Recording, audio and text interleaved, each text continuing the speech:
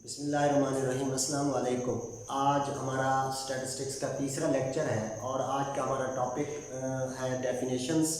Definitions के अंदर हमारे पास जो फर्स्ट डेफिनेशन है वो है ऑर्डर स्टैटिस्टिक।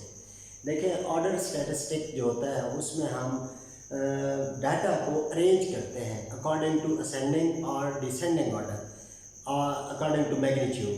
यानी किसी भी डाटा को आप तरतीब देते हैं उसकी मिकदार के हिसाब से। जो अच्छा देखें, इसमें हमारे पास एक असेंडिंग ऑर्डर होता है, दूसरा डिसेंडिंग ऑर्डर होता है। असेंडिंग ऑर्डर का मतलब क्या है, 0 to 100, और डिसेंडिंग का मतलब क्या है, 100 to 0। अब देखें, इसकी कुछ डेफिनेशंस को हम राइट कर लेते हैं।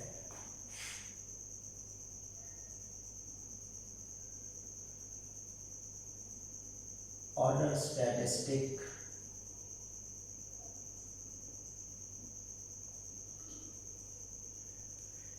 Order statistic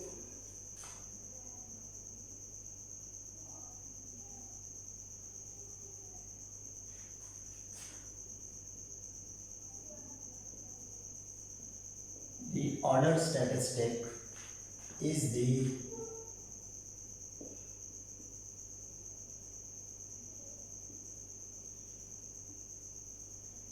arrangement of data or values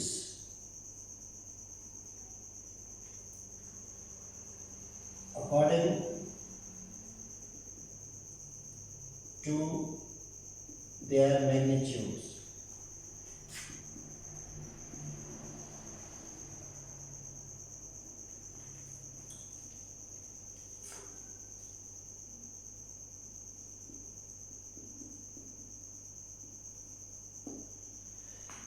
The order statistic is the arrangement of data or values according to their magnitude। देखिए, ये इसकी प्रॉपर डेफिनेशन है जो हमने पढ़ी है। अब इसमें हमारे पास कुछ चीज़ें और भी हैं जो इसकी एग्जांपल्स के अंदर हम राइट कर सकते हैं। डाटा के अंदर आपके पास क्या हो सकता है, the values of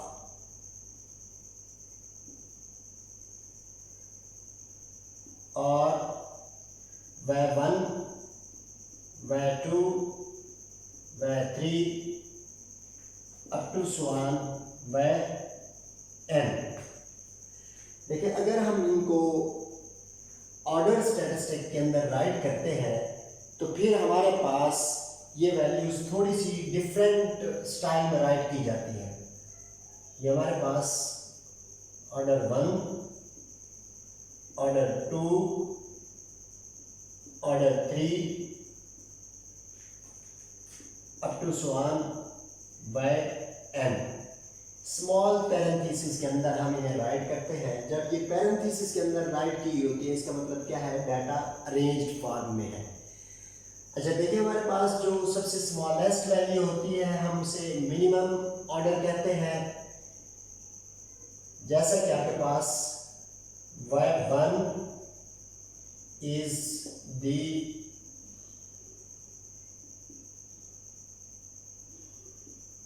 minimum order statistic,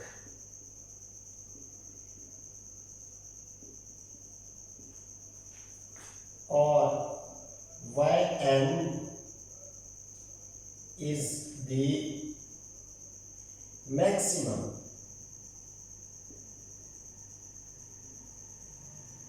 order statistic।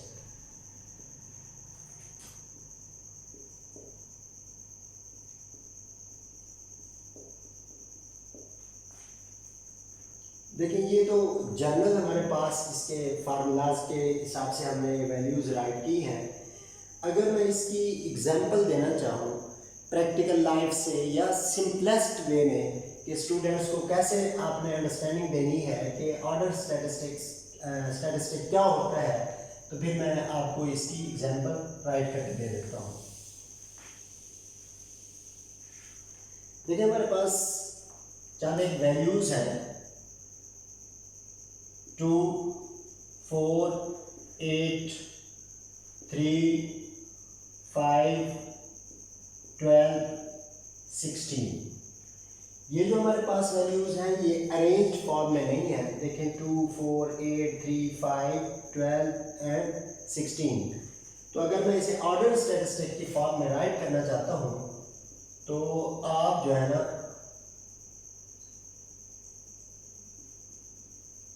इसको सिंपल तरतीब दे दें। 2, 4, 2, 3, 4, 5, 8,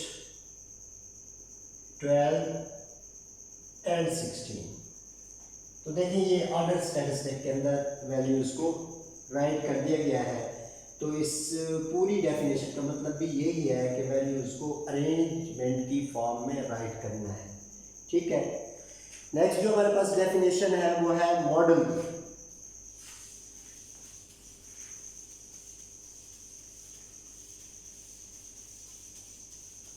देखिए स्टैटिस्टिक जो वर्ड होता है ये सैंपल के लिए इस्तेमाल होता है और स्टैटिस्टिक्स जो वर्ड है वो सब्जेक्ट का नाम है। ये हमारे पास है आगे मॉडल।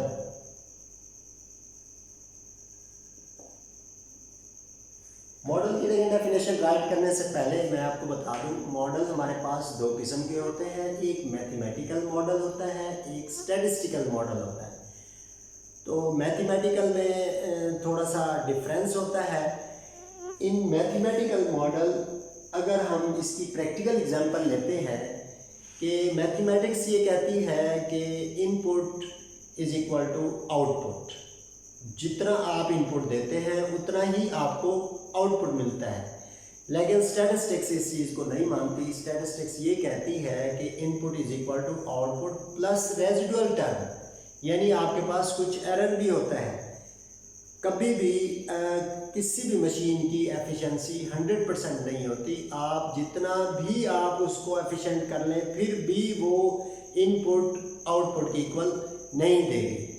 तो देखिए हमारे पास जर्नल मॉडल है, इसकी डेफिनेशन है it is a mathematical statement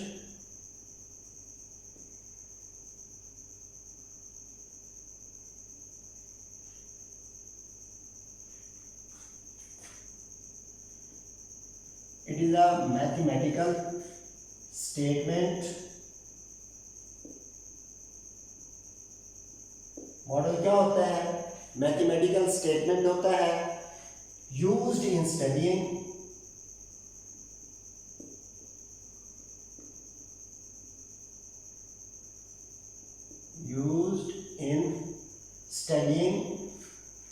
the results of the experiment। The results of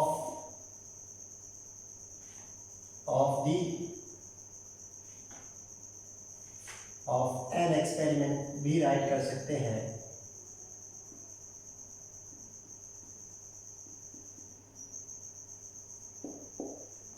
of an experiment. अब देखिए जनरल जो हमारे पास फॉर्म होती है मॉडल की वो ये है y is equal to mu plus epsilon I. Mu आम रूटीन में मीन होता है, ये कांस्टेंट वैल्यू होती है और ये आपके पास y जो होता है this is called dependent variable.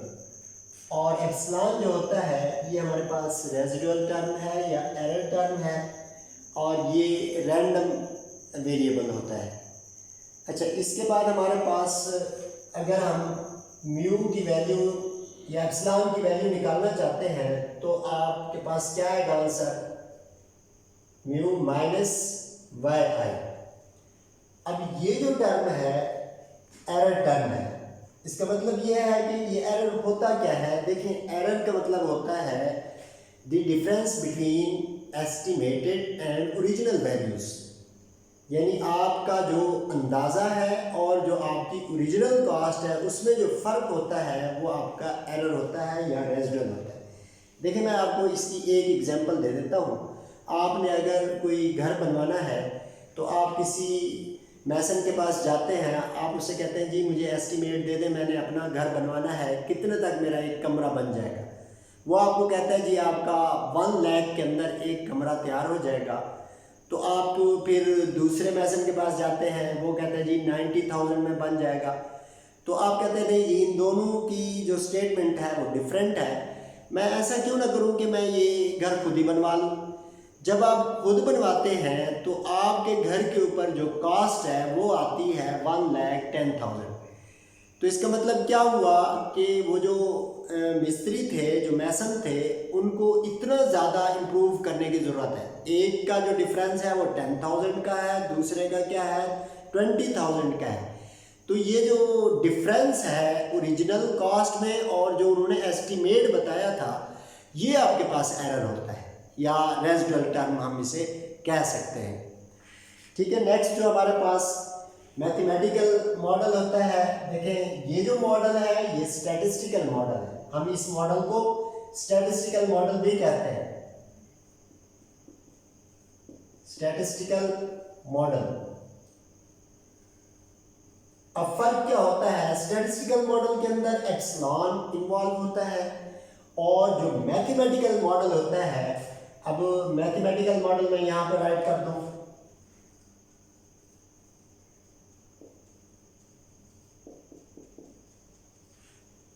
Mathematical model y is equal to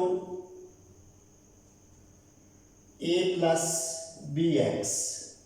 देखिए इसके अंदर एप्सिलॉन इन्वॉल्व नहीं है, ये एरर है, सिंपल फर्क यही है। अगर मैं इसके अंदर ये ई आई यानी एरर टर्म डाल दूं, ये ई आई सैंपल के लिए इस्तेमाल होता है और एप्सिलॉन आई पॉपुलेशन के लिए इस्तेमाल होता है। ये पॉपुलेशन डाटा के लिए होता है, ये सैंपल डाटा के लिए होता है, तो दोनों का मकसद एक ही होता है।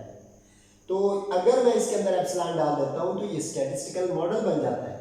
अगर मैं इसको रिमूव कर दूं मॉडल से तो ये मॉडल मैथमेटिकल मॉडल बन जाएगा। ठीक है जी, नेक्स्ट जो है हमारे पास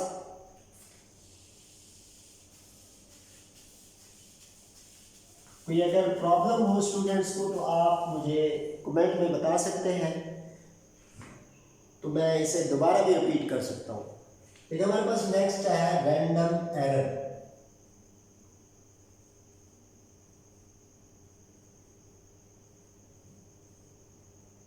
रैंडम एरर, देखिए रैंडम का मतलब होता है बगैर तरतीब के।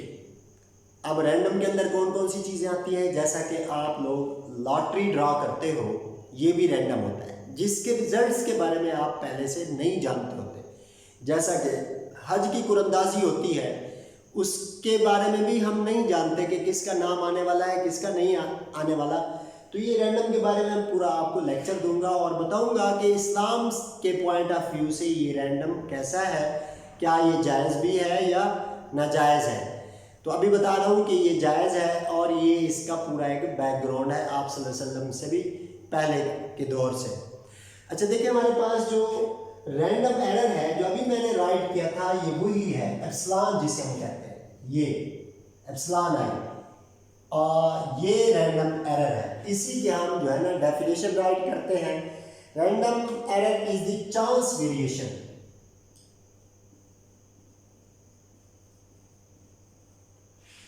random error is the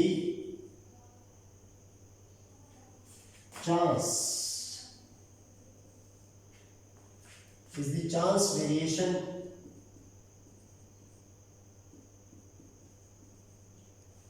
in an observational process है,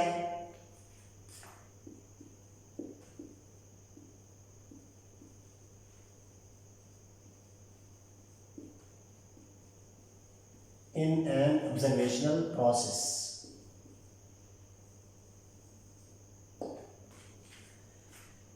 तो रैंडम एरर के बारे में मैंने आपको बता दिया। पॉपुलेशन जो है, पॉपुलेशन के अंदर जो रैंडम एरर इस्तेमाल होता है वो एप्सिलॉन होता है, और सैंपल के अंदर जो इस्तेमाल होता है वो ई आई होता है। ये एस्टिमेटेड जो वैल्यूज़ होंगी उनके अंदर इस्तेमाल होगा, ये पॉपुलेशन पैरामीटर्स के अंदर इस्तेमाल होगा। देखिए रैंडम एरर पहले भी हमने पढ़ा है कि ये जो एप्सिलॉन आई होता है ये क्या होता है, म्यू आई माइनस म्यू वाई आई। तो ये जो होता है इसे हम डेविएशन कहते हैं। डिफरेंस जो है इसे हम क्या कहते हैं, डेविएशन। हम इसे फासला भी कहते हैं। The difference between mean and the random value of an experiment. तो ये हमारे पास वैसे तो आई लगा हुआ है, ये रैंडम को शो करता है, लेकिन अगर हम मॉडल इस तरह से राइट कर देते हैं y i is equal to mu plus epsilon i, फिर ये रैंडम वैल्यू ही काउंट होगी। अगर इसके अंदर एक्स आ जाता है तो वो फिर रैंडम नहीं होता, वो हम अपनी मर्जी से डालते होते हैं। अच्छा, इसके अलावा हमारे पास जो नेक्स्ट है, इसको थोड़ा सा अगर मैं डेफिनेशन के अंदर राइट कर दूं, random error is the difference between the mean and the random value of y i. आप इसको ऐसे भी राइट कर सकते हैं। और ये जो माइनस है इसे हम डेविएशन कहते हैं। पहले भी मैंने आपको बताया है कि स्टूडेंट ये भूल जाते हैं कि डेविएशन क्या होता है। डेविएशन असल में डिफरेंस होता है बिटवीन टू वैल्यूज। नेक्स्ट जो हमारे पास इसकी डेफिनेशन है वो है सिग्मा की। देखिए हमारे बहुत सारे स्टूडेंट्स बहुत सारी चीजें राइट करते हैं। सिग्मा, ये सिग्मा है। देखिए ये चीज़ों को प्लस करने के लिए इस्तेमाल होता है, और इसकी प्रॉपर जो डेफिनेशन है और इसको प्रॉपर राइट करने का मेथड भी मैं आपको बता देता हूँ। ये कैसे राइट किया जाता है, इसकी लोअर लिमिट क्या होती है। असल में ये होता है i is equal to 1 to n। This is called lower limit and n is called upper limit. तो इसकी मैं डेफिनेशन राइट कर देता हूँ। It is a Greek letter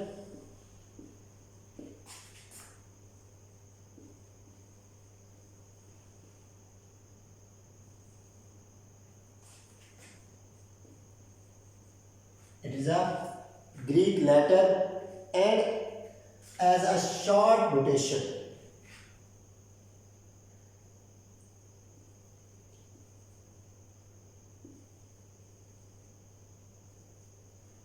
Short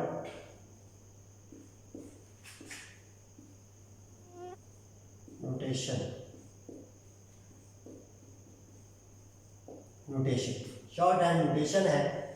तो ये सिग्मा है हमारे पास। सिग्मा को कैसे राइट कर सकते हैं, मैं इसकी आपको एक एग्जांपल दे देता हूँ।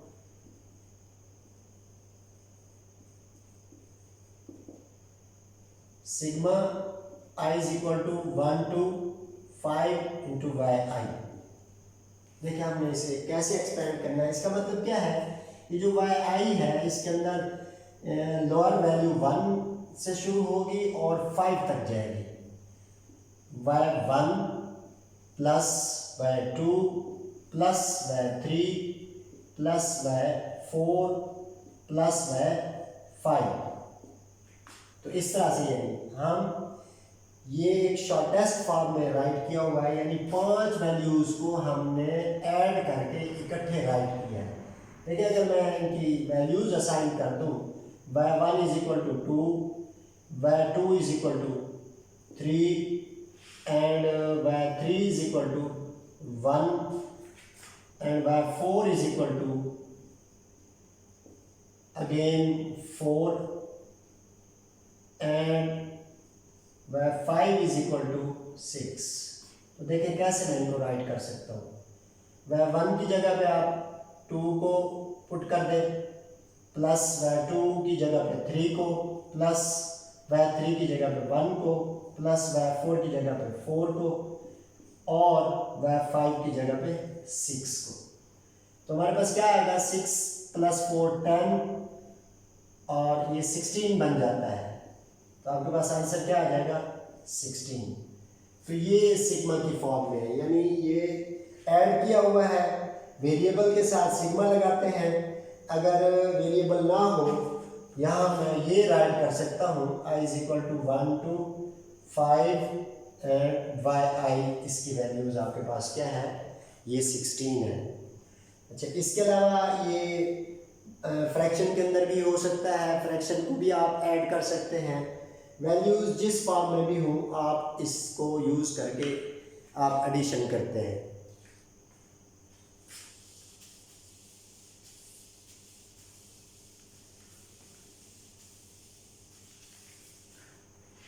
देखिए नेक्स्ट जो हमारे पास है वो है प्रोडक्ट।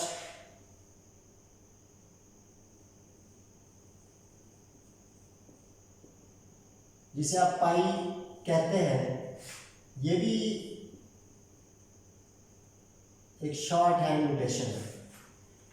आम रूटीन में पाई जो है वो सर्कल के अंदर इस्तेमाल होता है और उसका मीनिंग कुछ और होता है। ये थोड़ा सा पाई से बड़ा होता है, इसे हम प्रोडक्ट भी बोलते हैं, यानी प्रोडक्ट नोटेशन। तो प्रोडक्ट नोटेशन क्या होती है, ये चीज़ों को मल्टीप्लाई, चीज़ों को इकट्ठा करने के लिए इस्तेमाल होता है। जो चीज़ें मल्टीप्लाई हो रही होती हैं उनको इकट्ठा करने के लिए प्रोडक्ट नोटेशन इस्तेमाल होती है। It is a Greek letter and is use to here as a shorthand notation for product. It is a Greek letter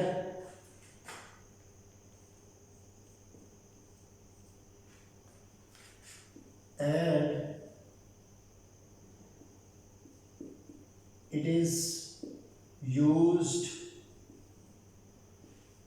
for short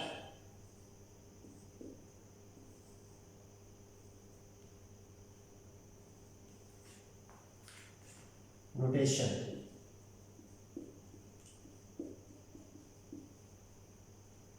for product।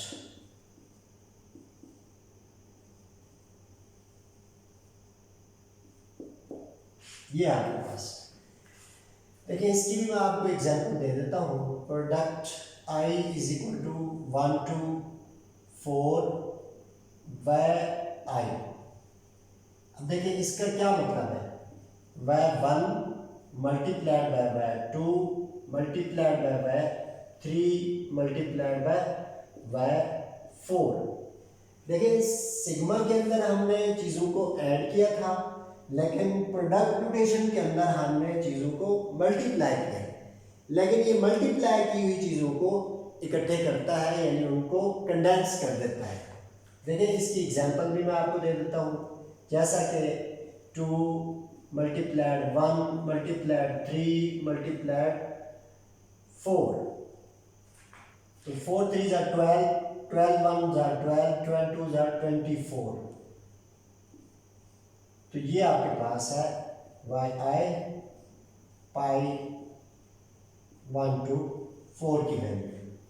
तो ये सिंपल सी चीज़ें हैं और हमारे स्टूडेंट्स को पता नहीं होता, क्योंकि ये जो ICS लेवल फर्स्ट ईयर की क्लास होती है, ये बेसिक क्लास होती है और इनिशियल क्लास होती है। आगे जाके फिर यही चीज़ें बहुत ज़्यादा आगे चली जाती हैं, लेकिन ये बेसिक कॉन्सेप्ट देना लाजमी होते हैं। हालांकि ये बहुत सी आसान सी चीज़ें हैं। मेरे ख्याल में ये मैट्रिक लेवल पे भी बच्चों को पता होता है, लेकिन ये हमारे कोर्स के अंदर है, इसलिए हमें पढ़ाना पड़ता है और समझाना भी पड़ता है। देखिए नेक्स्ट जो हमारे पास है वो है फैक्टोरियल। हो सकता है मैट्रिक के अंदर स्टूडेंट्स ने फैक्टोरियल के कॉन्सेप्ट के बारे में ना पढ़ा हो, लेकिन यहाँ से शुरू हो जाता है। फैक्टोरियल को n फैक्टोरियल देखिए ऐसे राइट किया जाता है, और इसकी प्रॉपर डेफिनेशन भी मैथमेटिकल फॉर्म में है। General n into n minus 1 n minus 2 n minus 3 up to so on 3 2 1। ये आपके पास फैक्टोरियल, ये किस चीज़ के इक्वल है, n फैक्टोरियल। ये एक्सपेंड किया गया है।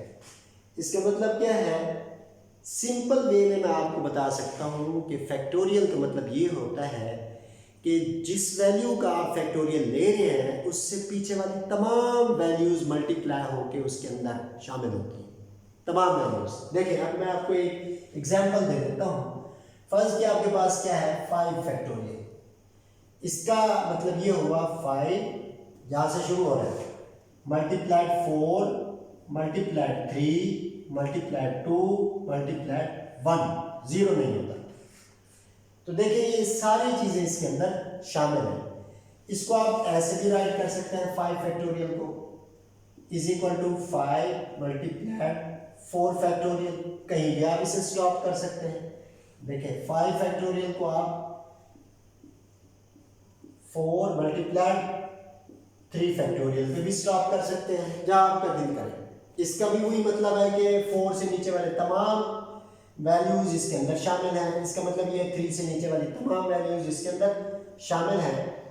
और जो इम्पोर्टेंट है इसके लिए वो ये है कि 0 फैक्टोरियल जो होता है वो ऑलवेज 1 होता है और 1 फैक्टोरियल भी हमेशा 1 ही होता है, क्योंकि अगर इसके अंदर 1 का फैक्टोरियल अगर 0 हो जाता है या 0 का फैक्टोरियल 0 हो जाता तो 0 को मल्टीप्लाई करने से तमाम वैल्यूज़ क्या हो जाती 0 हो जाती।